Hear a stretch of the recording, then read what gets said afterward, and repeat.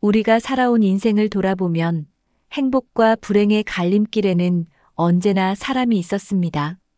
좋은 사람을 만나면 길이 열리고 나쁜 사람을 만나면 모든 것이 무너집니다. 젊을 때는 몰랐습니다. 내가 노력하면 다 될 줄 알았죠. 그런데 나이가 들고 보니 알게 됩니다. 노력만으로는 안 되는 일이 있다는 것. 그건 바로 사람 때문입니다. 혹시 이런 경험 있으신가요? 오랜 친구나 친척 혹은 가까운 이웃과의 관계 때문에 마음이 무겁고 숨이 막혔던 적 말입니다. 그 사람을 떠올리는 것만으로도 한숨이 나오고 만나고 돌아오는 길은 유난히 피곤했던 기억. 그런데도 오래된 인연이니까, 그래도 가족이니까 하며 참고 지내셨을 겁니다. 하지만 그 참음이 내 삶을 갉아먹는다는 사실 알고 계셨나요? 심리학에서는 이런 현상을 감정 전염이라고 부릅니다. 함께 있는 사람의 감정은 전염처럼 퍼집니다. 옆에 있는 사람이 늘 불평하면 내 뇌도 부정적 자극을 계속 받습니다. 그 결과 스트레스 호르몬인 코르티솔이 증가하고 면역력은 떨어집니다. 반대로 긍정적인 사람과 있으면 마음이 평온해지고 몸도 편안해집니다. 나이가 들수록 이런 영향은 더 커집니다. 왜냐하면 뇌의 회복 탄력성이 젊을 때보다 떨어져 한 번 받은 부정적 자극이 오래 남기 때문입니다. 많은 분들이 이렇게 말합니다. 이제는 편하게 살고 싶어요. 하지만 정작 편안한 관계를 만들려는 노력은 소홀히 합니다. 여전히 남을 의식해 관계를 이어가고 불편한 사람과의 인연을 끊지 못합니다. 그 결과 인생 후반부에도 여전히 마음이 무겁고 삶이 복잡해집니다. 오늘은 그래서 이 주제를 꺼냈습니다. 나이 들수록 반드시 멀리해야 하는 인간 유형 5가지. 심리학적으로 왜 위험한지, 실제로 어떤 피해를 주는지, 그리고 구체적으로 어떻게 거리를 두면 되는지 알려드리겠습니다. 단순히 조심하세요가 아니라 어떻게 실천해야 하는지까지 구체적으로 말씀드릴 겁니다. 여기서 한 가지 강조하고 싶은 점이 있습니다. 오늘 이야기하는 건 누군가를 미워하라는 게 아닙니다. 오히려 내 삶을 지키라는 겁니다. 인생 후반부에는 내 마음과 에너지가 가장 소중합니다. 남의 감정에 휘둘리기보다 나를 돌보는 데 써야 합니다. 혹시 이 영상을 보시면서 떠오르는 사람이 있을 겁니다. 친구일 수도, 가족일 수도, 혹은 직장 동료일 수도 있죠. 떠올랐다면 오늘 이야기 끝날 때까지 들어보시길 바랍니다. 그 사람과의 거리를 두는 게 앞으로의 삶을 지키는 첫걸음일 수 있습니다. 시작하기 전에 앞으로도 이런 삶에 꼭 필요한 지혜와 건강 이야기를 전해드릴 겁니다. 놓치지 않으려면 지금 구독과 좋아요, 알림 설정 부탁드립니다. 그럼 이제 첫 번째 유형부터 말씀드리겠습니다. 첫 번째로 멀리해야 할 유형은 항상 불평하고 원망만 하는 사람입니다. 이런 사람의 말은 처음엔 그저 하소연처럼 들립니다. 하지만 시간이 지나면 알게 됩니다. 그 하소연이 내 마음에 스며들어 내 삶의 기운까지 갉아먹는다는 사실을 말이죠. 김미선 씨의 이야기를 들어보겠습니다. 미선 씨는 동네 친구와 20년 넘게 알고 지냈습니다. 처음엔 그 친구가 힘들 때마다 위로해주며 그래, 오래된 인연인데 내가 들어줘야지라는 마음으로 만났습니다. 그런데 만날 때마다 듣는 건 불평과 원망뿐이었습니다. 사는 게 왜 이렇게 힘들지? 남들은 다 잘 사는데 왜 나만 이래? 같은 말들이죠. 처음엔 공감했지만 몇 년이 지나자 미선 씨 스스로도 삶이 무겁게 느껴졌습니다. 심지어 친구를 만나고 돌아오면 괜히 짜증이 나고 남편과 아이들에게 화풀이까지 하게 되더랍니다. 이런 현상은 심리학에서 부정적 정서 전염으로 설명됩니다. 사람의 뇌는 타인의 감정을 그대로 흡수합니다. 특히 가까운 사람의 감정은 더 강하게 전달되죠. 연구에 따르면 부정적 대화를 자주 나누는 사람은 그렇지 않은 사람보다 우울증 발병률이 2배 가까이 높았습니다. 나이가 들수록 이런 영향은 더 심해집니다. 젊을 때는 스트레스를 해소할 방법이 많지만 노년기에는 사회적 관계가 줄어들기 때문에 한 사람의 말이 차지하는 비중이 훨씬 커집니다.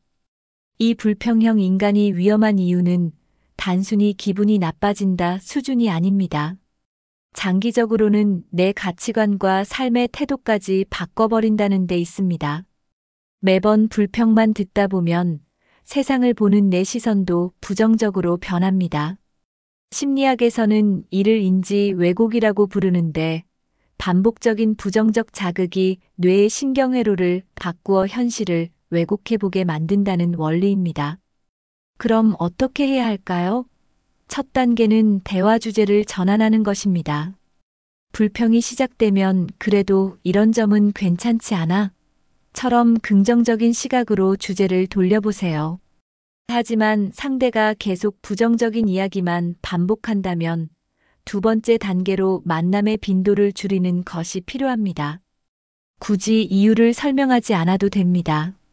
일정이 바쁘다거나 개인 사정으로 자연스럽게 거리를 두면 됩니다. 여기서 중요한 건 내가 너무 차갑게 보이지 않을까? 라는 죄책감을 버리는 겁니다. 관계를 정리하는 건 상대를 미워해서가 아니라 내 마음을 지키기 위해서라는 걸 잊지 마세요. 심리학에서는 이런 태도를 자기보호적 거리두기라고 부릅니다.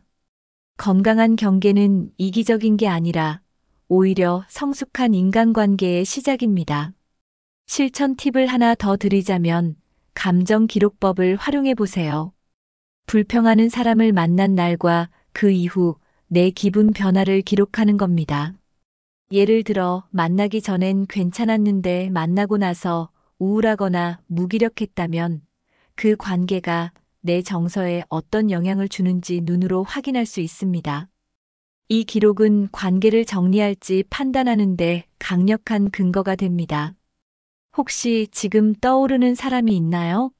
만나고 돌아오면 기운이 빠지고 그 말이 하루 종일 머릿속을 떠도는 사람 말입니다.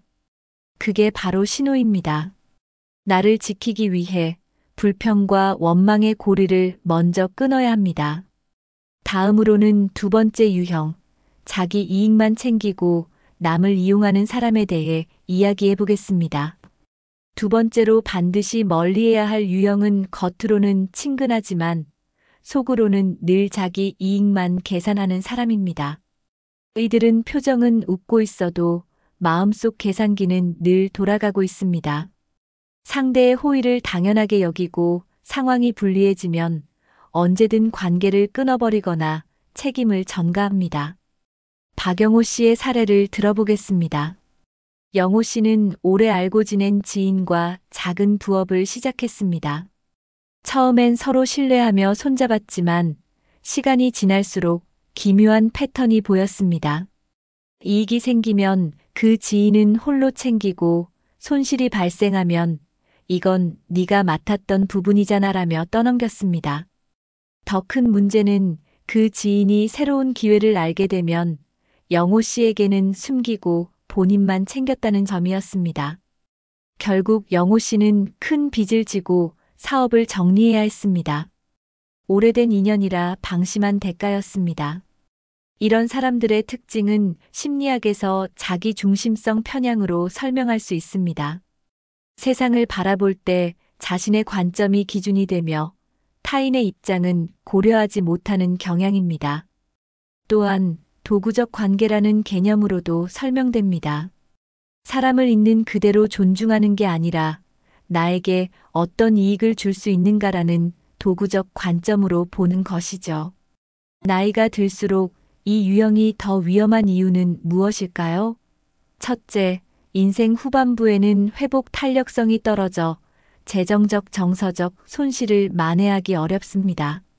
둘째, 인간관계의 폭이 좁아져 한 사람에게 의지하게 되는데 그 사람이 이익만 추구한다면 피해가 배가 됩니다.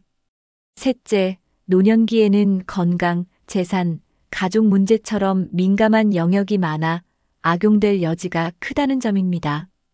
그렇다면 이런 사람을 어떻게 구별할 수 있을까요? 첫 번째 신호는 언행 불일치입니다. 말은 그럴듯하게 하지만 행동은 자기 이익에 맞춰 움직입니다. 두 번째 신호는 일방적 부탁입니다. 도움을 요청하는 건 많지만 내가 도움을 요청할 때는 외면하거나 이유를 댑니다. 세 번째 신호는 조건부 친절입니다. 무언가 얻을 게 있을 때만 다정하고 그렇지 않으면 냉정해집니다. 이들을 멀리하는 방법은 명확합니다. 금전적 정서적 경계를 확실히 세우는 것입니다. 특히 돈이 얽힌 부탁은 단호히 거절해야 합니다. 심리학에서 경계 설정은 성숙한 인간관계의 필수 조건으로 봅니다. 상대가 불편해하더라도 내 삶의 안전선을 지키는 게 우선입니다. 실천 팁을 구체적으로 드리자면 다음과 같습니다. 첫째, 조건부 애노 전략을 사용하세요. 내가 여유가 있을 때 도와줄 수 있어라고 선을 그어 도움을 줄 수 있는 상황과 줄 수 없는 상황을 명확히 합니다. 둘째, 대화 기록하기를 습관화하세요. 부탁이나 약속은 문자나 메모로 남기면 나중에 책임 회피 상황에서 강력한 증거가 됩니다. 셋째, 상대의 말보다 행동을 보라는 겁니다. 약속을 지키는지, 손해 상황에서도 함께하는지 지켜보면 본색이 드러납니다. 혹시 여러분 주변에도 이런 사람이 있나요? 친근하게 다가오지만 결국 자신만 챙기고 내가 힘들 땐 언제든 등을 돌리는 사람 말입니다. 오래된 인연이라는 이유로 참고 있다면 지금이 경계선을 다시 그어야 할 때입니다. 다음으로 넘어가서 세 번째 유형인 비교와 질투로 관계를 무너뜨리는 사람에 대해 이야기해 보겠습니다. 세 번째로 반드시 멀리해야 할 인간 유형은 끝없이 비교하고 질투하는 사람입니다. 이들은 겉으로는 걱정하는 듯 보이지만 속마음은 늘 나와 타인을 비교하며 불안과 불만을 키웁니다. 아직도 그 집 살아. 네, 자식은 뭐 하고 있어? 같은 말이 그들의 무의식 속 질투를 드러내죠. 이해란 씨의 사례를 들어보겠습니다. 혜란 씨는 30년 넘게 알고 지낸 친구가 있었습니다. 젊을 땐 즐겁게 지냈지만 어느 순간부터 친구의 말투가 달라졌습니다. 우리 아들은 이번에 승진했는데 너희 아들은 아직 그 직장 다니니? 남편은 벌써 퇴직했는데 아직도 이래? 이런 식의 비교가 반복됐습니다. 처음엔 대수롭지 않게 넘겼지만 점점 혜란 씨 마음에 열등감이 쌓이고 우울감이 찾아왔습니다. 결국 만남 자체가 스트레스가 되어 연락을 끊게 됐죠. 심리학에서는 이런 현상을 사회적 비교 이론으로 설명합니다. 사람은 본능적으로 자신을 타인과 비교해 자존감을 측정합니다. 문제는 비교가 위로 향할 때, 즉, 나보다 나은 사람과 비교할 때 생깁니다. 이런 비교는 발전을 자극하기도 하지만 나이가 들어선 오히려 상처로 다가옵니다. 왜냐하면 노년기에는 성취보다 삶의 안정감과 관계의 평화가 중요한데 비교는 이를 무너뜨리기 때문입니다. 질투형 인간의 특징은 단순한 시기심을 넘어섭니다. 타인의 기쁨을 함께 나누지 못하고 오히려 깎아내림으로써 자신을 위로하려 합니다. 예를 들어, 그거 대단한 일 아니야. 요즘 다들 그렇게 해 같은 반응을 보입니다. 심리학에서는 이를 다운워드 소셜 컴패리슨이라고 부르는데 남을 낮춤으로써 자신을 상대적으로 높이려는 방어 기제입니다. 이런 유형을 곁에 두면 어떤 일이 벌어질까요? 첫째, 내 성취와 행복을 제대로 느끼지 못하게 됩니다. 작은 기쁨조차 비교의 잣대에 걸려 의미를 잃게 되죠. 둘째, 관계가 불필요한 경쟁으로 변질됩니다. 누가 더 잘 사나 하는 마음이 스며들어 관계의 온기가 사라집니다. 셋째, 자존감이 지속적으로 깎여나갑니다.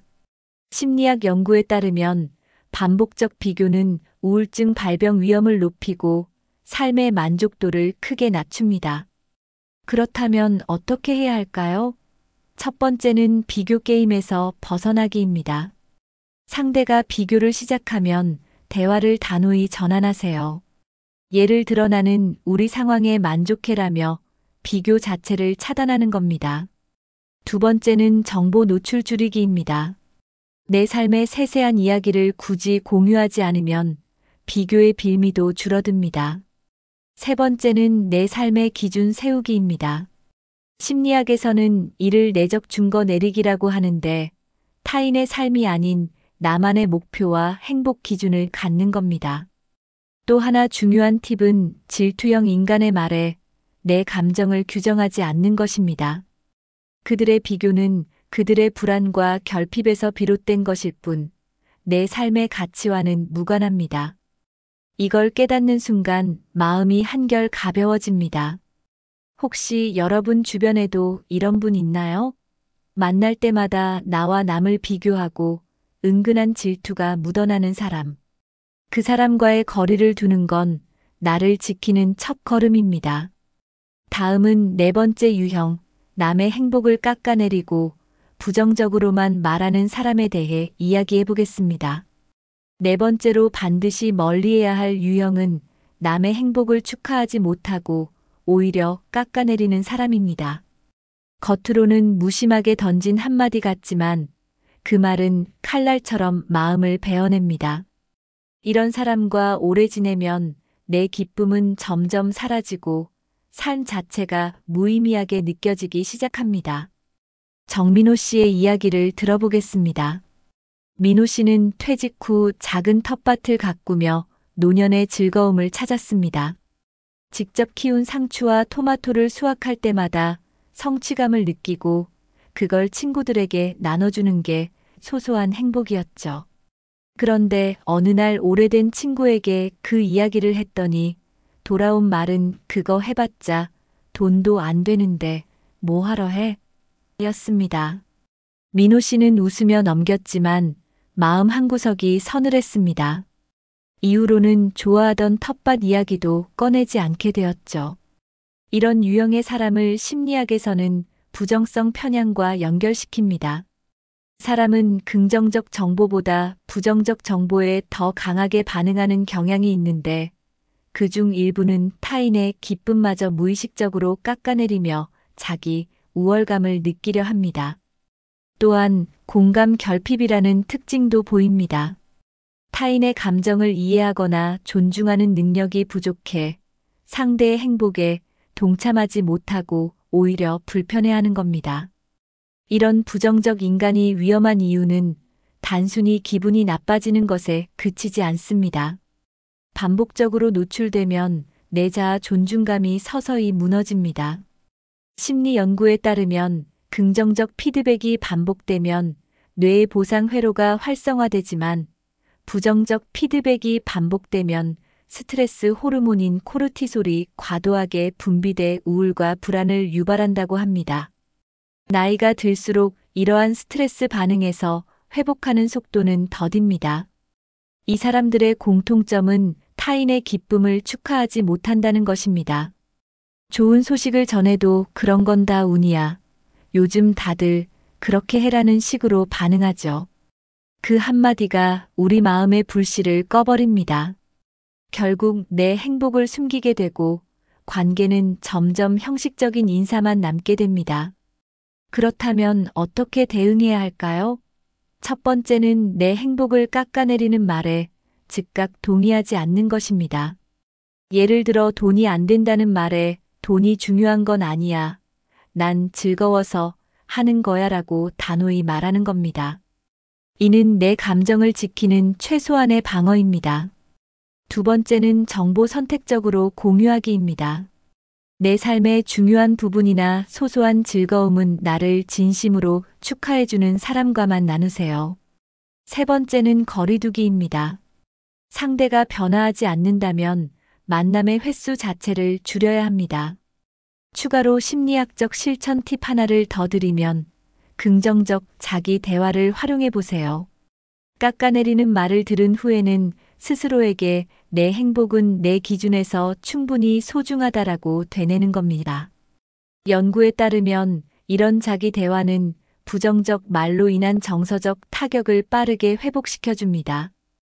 혹시 여러분 주변에도 이런 분 있나요? 기쁜 소식을 전했는데도 축하 대신 비난부터 하는 사람 말입니다. 그 한마디에 웃음이 사라지고 마음이 무거워진 경험이 있으시죠? 그게 바로 이 유형의 위험 신호입니다. 다음으로는 5번째 유형, 끝없이 기대하고 의존하는 사람에 대해 이야기해 보겠습니다. 5번째로 멀리해야 할 유형은 끝없이 기대하고 의존하는 사람입니다. 이런 사람은 처음엔 도움이 필요한 것처럼 보이지만 시간이 갈수록 요구는 커지고 내 삶을 잠식해 갑니다. 그들의 부탁은 한 번만으로 시작되지만 곧 왜 이번에도 안 해줘? 로 변합니다. 결국 내 시간을 빼앗고 내 에너지를 고갈시키는 존재가 되죠. 김선자 씨의 사례를 들어보겠습니다. 선자 씨는 조카 한 명을 오랫동안 챙겨왔습니다. 처음엔 어려운 상황이라 잠깐 도와주는 게 당연하다고 생각했습니다. 하지만 시간이 흐르면서 조카는 집안일부터 경제적 지원까지 점점 더 많은 걸 요구했습니다. 거절하면 가족끼리 왜 그래? 라는 말로 선자 씨의 죄책감을 자극했죠. 결국 선자 씨는 자신의 생활비까지 쪼개 조카를 도왔고 정작 본인은 병원비조차 감당하기 어려운 지경에 이르렀습니다. 심리학에서는 이런 관계를 의존적 관계라고 부릅니다. 특정 사람이 감정적 경제적 문제를 해결해 줄 거라 기대하며 스스로의 책임을 회피하는 패턴입니다. 이 과정에서 상대방은 착한 사람 증후군에 빠집니다. 타인의 기대를 저버리지 못해 끝없이 희생하다가 정작 자신의 삶은 돌보지 못하게 되는 겁니다. 의존형 인간의 위험성은 노년기에 더욱 큽니다. 첫째, 체력과 자원이 제한된 상태에서 타인의 기대를 감당하다 보면 내 건강이 급속히 악화됩니다. 둘째, 의존적 관계는 한 번 형성되면 끊기 어렵습니다. 한 번 도와줬다는 사실이 당연한 역할로 굳어지기 때문입니다. 셋째, 이런 관계는 나뿐 아니라 내 가족까지 지치게 만듭니다. 내 자녀나 배우자 역시 그 부담을 함께 떠안게 되죠. 이들을 구별하는 방법은 무엇일까요? 첫 번째 신호는 일방적 요구입니다. 상대는 늘 받기만 하고 내가 도움을 요청할 때는 외면하거나 회피합니다. 두 번째 신호는 죄책감 자극입니다. 너 아니면 누가 해주겠어? 가족끼리 이럴 수 있냐? 같은 말로 내 거절을 무력화시킵니다. 세 번째 신호는 무한 반복입니다. 한번 해결해줘도 비슷한 부탁이 계속 이어지고 상황이 개선되지 않는 패턴입니다. 그렇다면 어떻게 해야 할까요? 핵심은 건강한 경계선을 설정하는 것입니다. 경계선은 내가 할 수 있는 것과 할 수 없는 것을 명확히 구분하는 심리적 선입니다. 상대의 감정보다 내 삶의 안전과 건강을 우선하는 태도가 필요합니다. 실천 팁을 구체적으로 드리자면 다음과 같습니다. 첫째, 조건부 도움을 선언하세요. 이번 한 번만 도와줄게. 하지만 다음부턴 스스로 해결할 방법을 찾아야 해라고 분명히 말하는 겁니다. 둘째, 반복 요청 차단을 위해 대화 기록을 남기세요. 이전에도 같은 도움을 줬음을 상기시키면 요구가 줄어듭니다. 셋째, 감정적 거리두기 연습을 하세요. 거절한다고 내가 나쁜 사람이 되는 건 아니다라는 자기 암시를 반복해 죄책감을 줄입니다. 또한 심리학에서는 이런 상황에서 자기 돌봄을 강조합니다. 도움을 줄 때마다 내 건강은 괜찮은가? 내 재정 상황에 무리가 없는가? 를 먼저 점검해야 합니다. 내 삶이 무너지면 누구도 도울 수 없다는 걸 기억하세요. 혹시 여러분 주변에도 이런 분 있나요? 도움을 한두 번 줬을 뿐인데 그 이후로 모든 걸 나에게 기대고 거절하면 섭섭해하는 사람 말입니다. 그 관계가 지속될수록 내 삶의 무게는 더 무거워집니다. 이때 필요한 건 미안함이 아니라 용기입니다. 용기를 내어 경계를 세우는 것. 그것이 내 인생 후반부를 지키는 시작입니다. 다음으로 넘어가서 결론 부분에서는 지금까지 이야기한 5가지 유형을 정리하고 이 관계에서 벗어나 내 삶을 지키는 구체적인 방법을 말씀드리겠습니다. 지금까지 5가지 인간 유형을 살펴봤습니다. 불평과 원망으로 가득 찬 사람, 자기 이익만 챙기고 남을 이용하는 사람, 끊임없이 비교하며 질투하는 사람, 남의 행복을 깎아내리는 사람, 그리고 끝없이 기대하고 의존하는 사람. 혹시 이야기 들으면서 떠오르는 얼굴이 있었나요? 친구, 친척, 심지어 가족일 수도 있습니다. 아마 마음이 복잡하실 겁니다. 그래도 오래된 인연인데, 그래도 피는 섞였는데, 이런 생각이 드는 게 당연합니다. 하지만 여기서 가장 중요한 질문은 이것입니다. 그 관계가 내 삶을 지키고 있는가, 아니면 갉아먹고 있는가? 심리학에서는 인간관계를 영양과 독소로 비유합니다. 영양관계는 내 마음을 따뜻하게 하고 삶에 활력을 줍니다. 반대로 독소관계는 내 에너지를 빼앗고 자존감을 무너뜨립니다. 특히 나이가 들수록 이 독소관계가 더 치명적인 이유가 있습니다. 첫째, 인생 후반부에는 회복력이 떨어집니다. 한번 마음이 상하면 오래가고 관계의 상처가 건강에까지 영향을 미칩니다. 둘째, 사회적 관계의 폭이 좁아져 특정 사람의 영향력이 커집니다. 셋째, 삶의 자원 시간, 체력, 돈이 한정되기 때문에 한 사람의 부정적 에너지가 삶 전반을 무너뜨릴 수 있습니다. 그렇다면 어떻게 해야 할까요? 오늘 이야기의 핵심은 단순합니다. 관계에도 정리가 필요하다는 겁니다. 집안의 낡은 물건을 정리하듯 내 삶의 관계도 주기적으로 점검해야 합니다. 어떤 관계는 계속 이어가야 하고 어떤 관계는 거리를 두거나 완전히 끊어야 합니다. 이건 냉정한 게 아니라 건강한 선택입니다. 먼저 관계를 점검하는 방법을 알려드릴게요. 아주 간단합니다. 그 사람을 만나고 난 뒤 내 마음 상태를 기록해 보세요. 기분이 편해지고 힘이 나는지 아니면 무겁고 지치는지. 이 기록은 그 관계가 영양인지 독소인지 판단하는 가장 명확한 지표가 됩니다. 그 다음은 경계선을 세우는 겁니다. 건강한 경계선은 이기적인 게 아닙니다. 오히려 성숙한 인간관계의 기본입니다. 상대의 요구를 무조건 들어주는 게 선이 아닙니다. 여기까지는 괜찮지만 이 선은 넘지 말아줘라고 말할 수 있어야 진짜 관계가 건강해집니다. 특히 노년기에는 내 마음과 시간을 지키는 게 최우선입니다. 마지막으로 나를 지키는 연습을 해야 합니다. 부정적인 말을 들었다면 그 자리에서 단호히 끊고 긍정적인 자기 대화로 내 감정을 회복시키세요. 예를 들어, 내 행복은 누가 평가하는 게 아니야. 내가 소중하면 그걸로 충분해라고 스스로에게 말해보는 겁니다. 심리학 연구에 따르면 이런 자기 암시는 스트레스 반응을 줄이고 회복력을 높여줍니다. 혹시 지금도 떠오르는 사람이 있나요? 그 사람과의 관계가 오랫동안 나를 지치게 하고 있었다면 이제는 용기를 내어 선택해야 할 때입니다. 미움이 아니라 내 삶을 위한 선택입니다. 오래된 인연이라도 나를 해치는 관계라면 멀어지는 게 맞습니다. 그래야 남은 인생을 편안하게 살 수 있습니다. 오늘 이야기가 마음에 와닿았다면 이 말을 기억하세요. 내 삶을 지키는 건 내 선택이다. 사람을 바꾸는 건 어렵지만 내 선택은 언제든 가능합니다. 지금 그 선택을 하세요. 여러분의 인생 후반부는 여전히 바꿀 수 있습니다.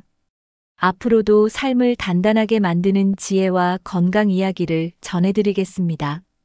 도움이 되셨다면 구독과 좋아요, 알림 설정 부탁드리고 여러분의 생각과 경험도 댓글로 남겨주세요.